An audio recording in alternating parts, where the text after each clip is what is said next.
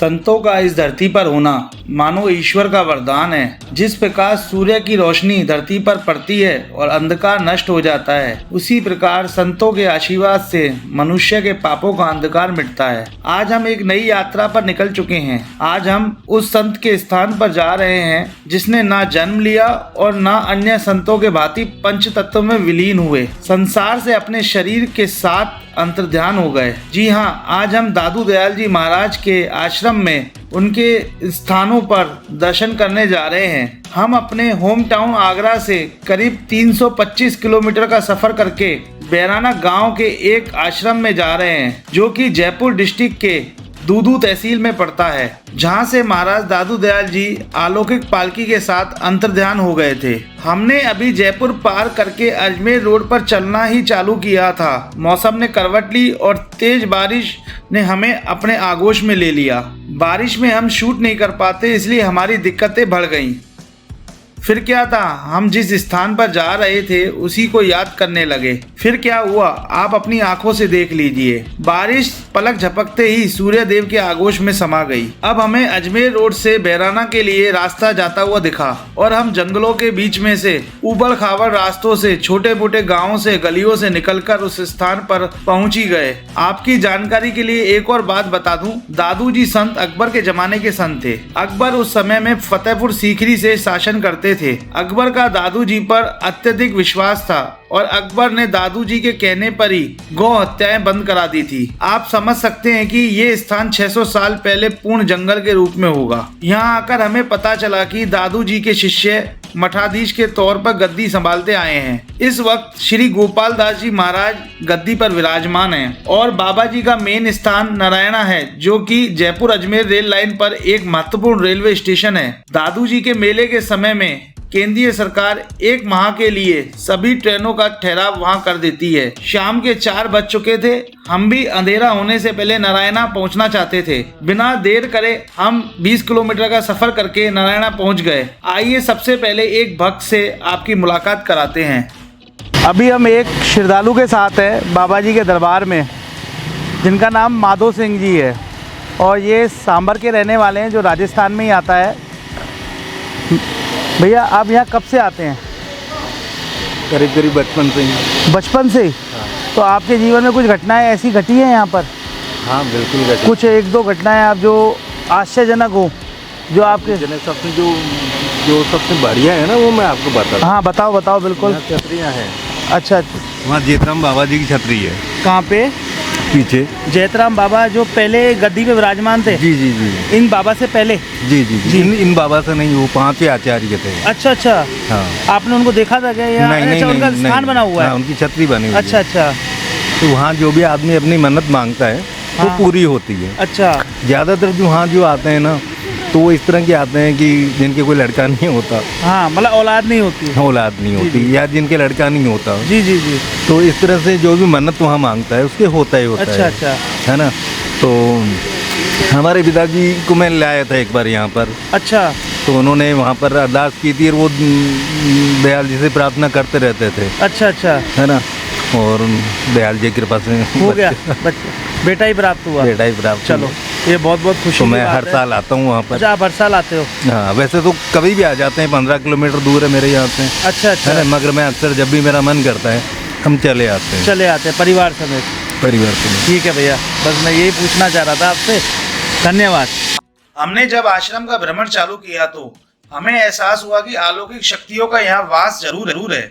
ये हम ऐसे ही नहीं कह रहे, ये हम अपने अनुभवों के आधार पर ही कह रहे हैं।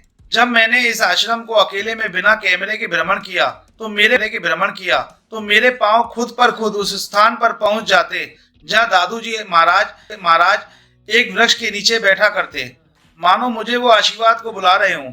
आइए आपको हम पूरे आश्रम का भ्रमण कराएं और श्री। नमस्कार दोस्तों, मैं आपका होस्ट सुशील चावलानी। मेरे इस चैनल भारत दर्शन विद सुशील चावलानी में आपका स्वागत है।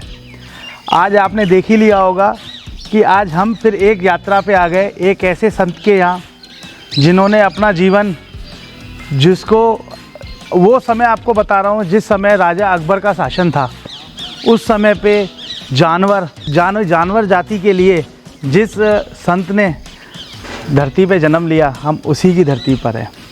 हम बात कर रहे हैं बाबा दादू दयाल जी की। सन 1601 आपको हम इतना पीछे ले जा रहे हैं, जब उन्होंने जन्म नहीं लिया था बाबा ने, वो कमल रूपी एक पुष्प के अंदर साबरमती के तट पर प्रकट हुए थे, अवतरित हुए थे, जिसको हम कह सकते हैं। मतलब एक माँ के पेट से उन्होंने जन्म नहीं लिया था। देखिए मेरी बात पे साथ में मोर भी गवाही दे रहे हैं। तो कहने का मतलब ये है, आज हम ऐसी पावन स्थली पे हैं जिसके दर्शन बड़े मुश्किल से होते हैं, और हम किसी न किसी तरह से बुलावे के रूप में यहाँ आ ही गए। अभी हम बाबा दादू दयाल जी की बात कर रहे थे। उन्होंने सन 1601 में अवतरित हुए और सन 1660 में ध्यान लीन होके अपनी समाधि लीन हो गए। उन्होंने जब अपना शरीर छोड़ा, वो शरीर भी किसे प्राप्त नहीं हुआ। जिस प्रकार उन्होंने जन्म ले लिया और वो गए भी शरीर समेत ही गए, उन्होंने शरीर अपना इस मृत्यु लोक में नहीं छोड़ा। जैसे वो किसी माँ के पेट से जन्म लेके नहीं आए थे, वैसे ही अपना शरीर भी उन्होंने नहीं छोड़ा। आज हम उस स्थान पे हैं। ये स्थान नरेना नाम का एक स्थान है, उनका आश्रम है यहाँ पर। ये स्थान जयपुर टू अजमेर रूट पर दूदू नामक एक जगह है, 25 से 30 किलोमीटर जयपुर से अजमेर रोड पर पड़ती है। उसी से राइट हैंड पे एक रूट कटता है, जहाँ नरेना नाम का एक गांव है, जो आप गूगल मैप की सहायता से भी आ सकते हैं। और एक शख्स से आपको मिलवाना चाहता हूँ, जो हमें उस पूरे प्रांगण को, पूरे आश्रम को हमें दर्शन कराएंगे और खासियत बताएंगे उस जगह की क्या क्या खासियत है। मैंने आपको छोटा सा तो आपको बता दिया। ये गद्दी चलती आ रही है। आज के टाइम पे जो इस वक्त इस गद्दी पे विराजमान है, 20वें गुरु जो विराजमान है, श्री गोपाल दास जी। आज हम आपको उनसे भी मिलाएंगे। प्राकृतिक शक्तियाँ चलती आ रही हैं, आप नेचुरल पावर चलती आ रही हैं। इसी पुष्ट धरती पर, इसी जगह पर बहुत से साधु संत अपनी तपस्याओं में लीन हैं, जिनको हम नहीं छेड़ेंगे। उनका मैंने बोलना पता भी किया, पर उन्होंने कहा हमें इस वीडियोग्राफी से दूर रखिए, हाल फिलहाल हम अपने साधना में लीन हैं। इसका एक मैं आपको कारण भी बता जाऊं। गुलदस्ते में से फूल के पौधे निकाल देंगे आप, गुलाब के फूल के पौधे गुलदस्ते में निकाल देंगे, पर गुलदस्ते में खुशबू रह जाती है। वही ये स्थान है। ऐसे स्थानों पर बड़े बड़े ऋषियों ने, संतों ने तपस्या की है, उसकी नेचुरल पावरें यहाँ पे लगी हुई हैं। आपको अब अंदर ले चलते हैं और आइए आपको एक ऐसे शख्स से मिलाते हैं जो हमें इस पूरे एरिया को, पूरे आश्रम को जो हमें घुमाएंगे। दोस्तों, हमारे साथ परशुराम जी हैं जो हमें पूरा आश्रम घुमाएंगे। आप हमें पूरा आश्रम घुमाइएगा। जो जो जगह है, स्थान है बाबा का, उनके हमें वो मुख्य स्थानों का और उनका महत्व भी बताइएगा। चलिए, अभी हम ऐसी जगह पे हैं जहाँ पे पद चिन्ह गुरुओं के लगे पड़े हैं। यहाँ जितने भी पद चिन्ह हैं, 5वें गुरु से शुरुआत है। समाधि स्थल है जहाँ उनके पद चिन्ह बनाए गए 5वें गुरु श्री जैतराम जी से। यहाँ पूरा पद चिन्ह हर गुरु के बनाए गए हैं। मैं आपको ये दर्शन करा रहा हूँ। ये पहला हमारा स्थान है। मुझे यहाँ पे खुद नेचुरलता पावर की खुद महसूस हो रहा है, इतना नेचुरल चीज़ों का। और इस कुछ ऐसी साधारण चीज़ों से दूर हम ऐसे आश्रम में हैं जहाँ हमें अलग अनुभव हो रहा है।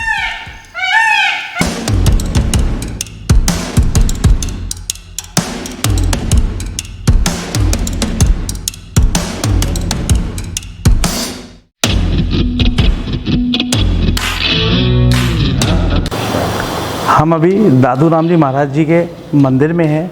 यहाँ उनकी जो सामने स्थापित जो ग्रंथ साहिब है, जिसको हम वाणी साहिब भी कहते हैं, वो उस रूप में यहाँ वो विराजित हैं। उनके हम दर्शन करते हैं। आइए, ऐसे महाराज के दर्शन करना बहुत बड़ी बात है।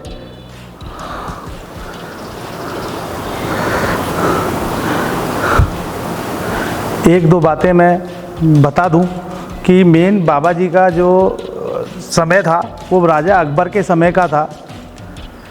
दादू राम जी जो थे महाराज जी, उनके 5 धाम हैं जिधर उन्होंने 5 जगह पे समय निकाला था। उनमें से एक धाम नरेना है, एक भैराना है, यहाँ से करीब 20 किलोमीटर दूर, जहाँ पे उनके शरीर समाधि लीन हो गए थे। और एक है आमेर किला, जहाँ वो रुके थे। और 2 और जगह हैं, उनका मुझे थोड़ी अभी जानकारी नहीं है, पर टोटल 5 धाम हैं उनके। और हम अभी बताते हैं आपको 5 धाम भी कौन से थे।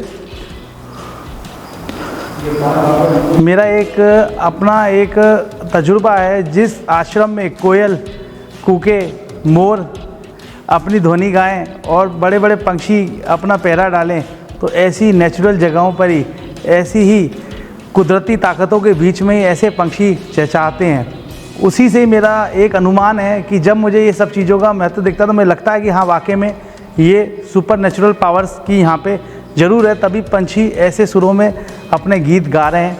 आप कभी आएँ, ज़रूर आइएगा। यहाँ पे बहुत से श्रद्धालुओं की यहाँ पे पूर्ति होती है। मेन बाबा दादू राम जी की जो मैंने बात सुनी, ना उन्होंने जन्म लिया था, ना उन्होंने इस मृत्यु लोक में अपना शरीर छोड़ा था। वो शरीर समेत ही गए थे और शरीर किसी के पेट से जन्म ना लेके खुद कमल के फूल पे अवतरित हुए थे। उनका लालन पालन एक ब्राह्मण समाज के ब्राह्मण ने किया था। और आइए हम उन 5 धामों के बारे में आपको बताते हैं। बाबूजी, जो 5 धाम हैं बाबा के, वो एक एक करके हमें बताइएगा और किस किस जगह पे पड़ता है। कडाला जी है परबतसर के पास, नागौर जिले में। नागौर जिले में परबतसर के पास। उधर बाबा जी ने क्या रुके थे? हाँ, 5-6 वर्ष रुके थे वहाँ 5-6 वर्ष रुके थे। और फिर दूसरा धाम सांबर। सांबर यहाँ से 15 किलोमीटर दूर है। अच्छा, जयपुर जिले में ही है। जयपुर जिले में ही है। जो झील में भी समाधि बनी हुई महाराज। अच्छा, झील में भी समाधि बनी हुई है। अच्छा, और उसके बाद गए थे आमेर। आमेर जयपुर में जो किला है उसके पास में। फिर आए गए थे नराना। ये नरेना जहाँ हम इस वक्त खड़े हैं। फिर अंतिम समय उनका शरीर बहराना जी रखा गया। बहराना जी रखा गया, वहाँ से अंतर्ध्यान हो गया था। हाँ, ये 5 उनके धाम हैं। हाँ धाम। ठीक है। अब हम वहाँ जा रहे हैं जहाँ दादू राम जी अपना निवास करते थे 600 वर्ष पहले। ये प्राचीनतम मैं आपको ऐसी जगह दिखाने जा रहा हूँ जहाँ पे लोग आने के लिए तरसते हैं, पर हमारा नसीब है, हम आ चुके हैं। आइए मेरे पीछे।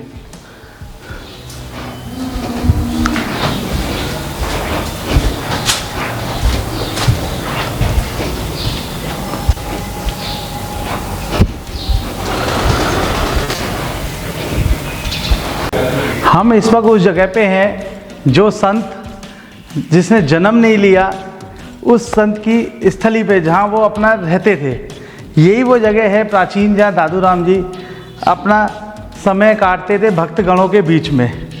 ना इस वक्त तो ये भक्तगणों ने सब बनवा दिया है, उस समय तो जंगल रूप का एक था। इस जंगल में वो रहा करते थे, जंगल में मंगल किया करते थे। बहुत से जीव जानवर इसके बीच में रहते थे। यहाँ कोई झांका भी नहीं करता। आप सोच सकते हैं 600 साल पहले क्या होगा। और इसी बीच में उन्होंने तपस्या करी, यहीं रहे और 5 साल यहाँ रहे।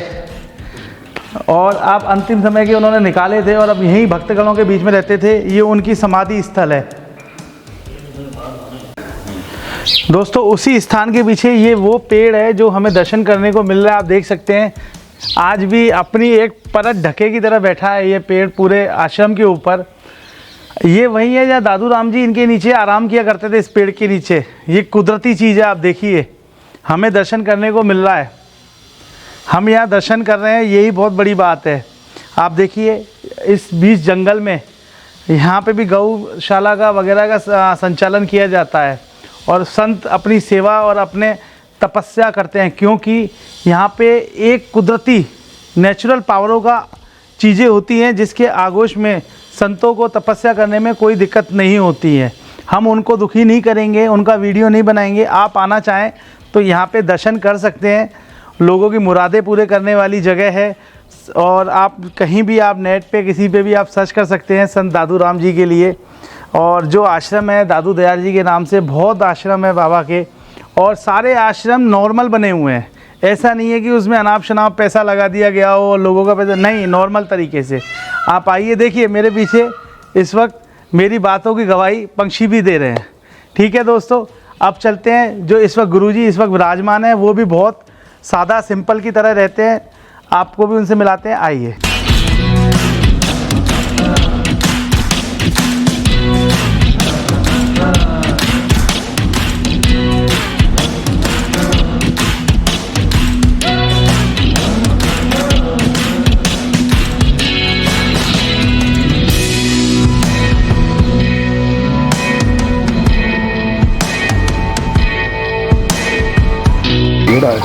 आप ये देख सकते हैं कितनी अच्छी झील बनी हुई है, एक सुंदर झील पीछे ही। ये वातावरण सारा एक मिला जुला वातावरण हो गया। देखिए सामने पंछी, सामने देखिए कितना प्यार से पंछी घूम रहे हैं। ऐसे वातावरण में पंछियों को मज़ा आता है।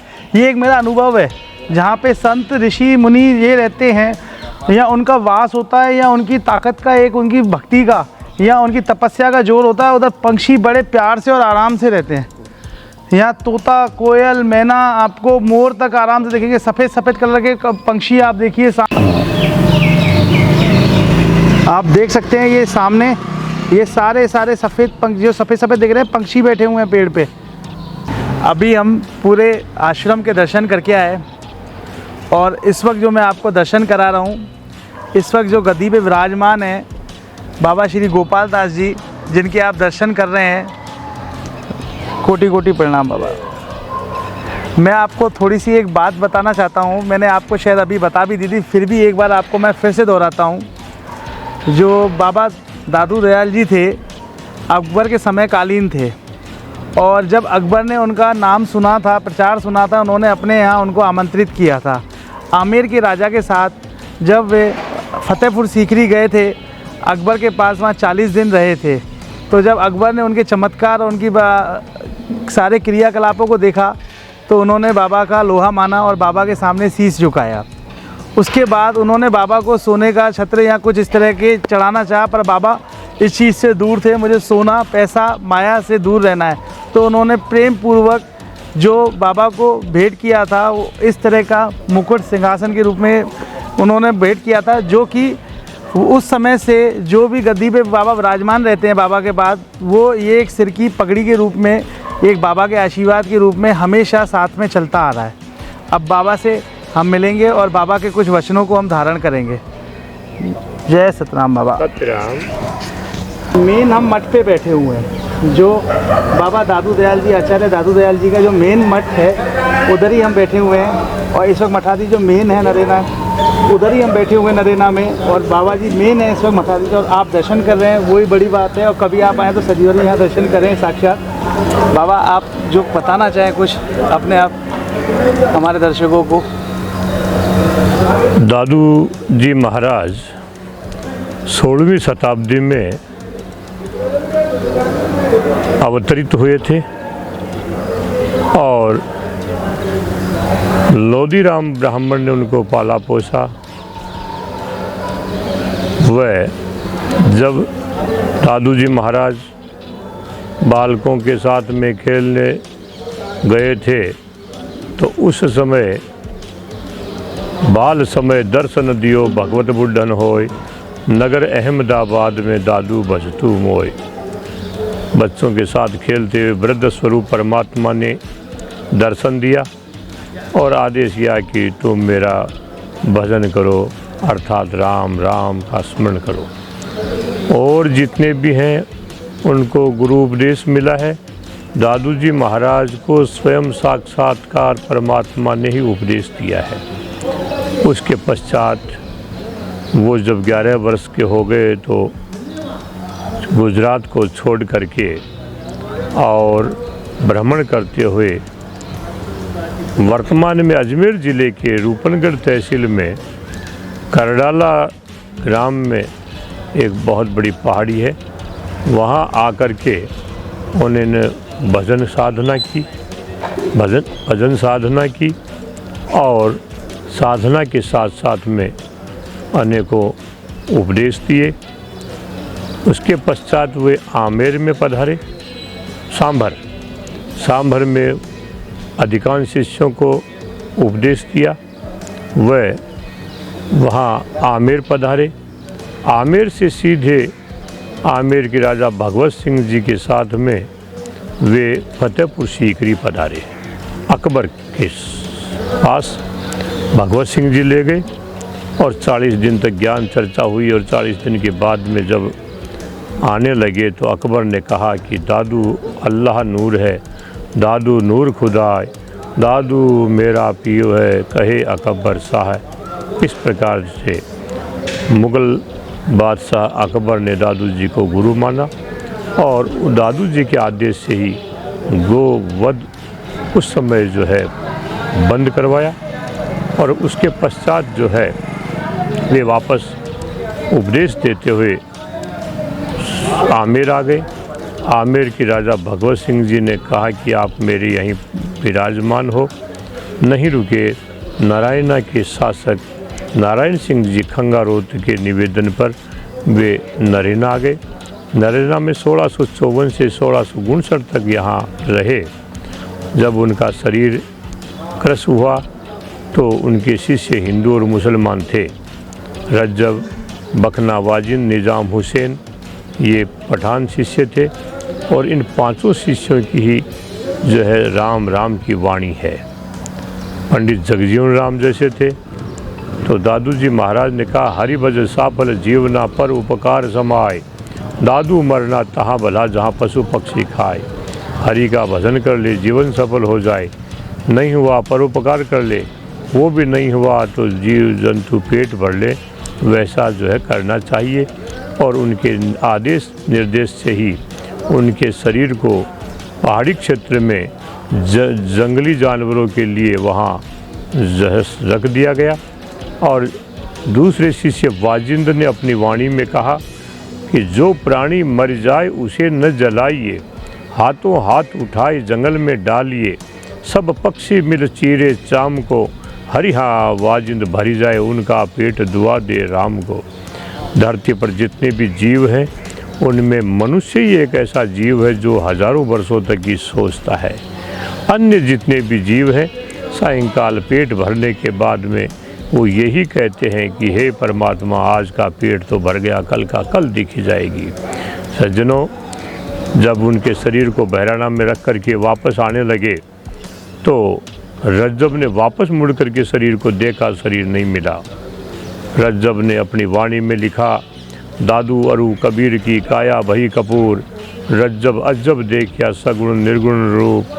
जो है फिर कहा रज्जब ने, जोनी से आया नहीं मरना किस विध होय, रज्जब ऐसे सतगुरु कोटि बद्धे कोय। ऐसे रज्जब कहते हैं कि ऐसे सतगुरु तो करोड़ों में एक होते हैं जो आया ही नहीं जाएगा। कहा जो आए तो वो साबरमती नदी पर पुष्प कमल में बैठे हुए थे और जो है विलय हो गए। जिस प्रकार से कपूर होता है, चौकोर है, गोल है, टिकिया है, कैसी भी है, देखते हैं लेकिन थोड़ा खुला रहने पर उड़ जाता है। इसलिए भारतीय संत परंपरा की वाणियों में एक रज्जब की वाणी ऐसी है जो हर सा की उदाहरण सहित है। ऐसा मिलना कठिन है। आज आप यहाँ चावला जी जो है यहाँ आए हैं और ये दर्शन स्थान के कर रहे हैं, ये सब गुरु कृपा ही है। जब दादू जी महाराज के बाद ये आश्रम दादू द्वारा जो है 101 बीघा में आबाद है और ये आबादी भी नारायण सिंह खंगारोत ने वास्ते दादू द्वारा आबाद करने के लिए दी।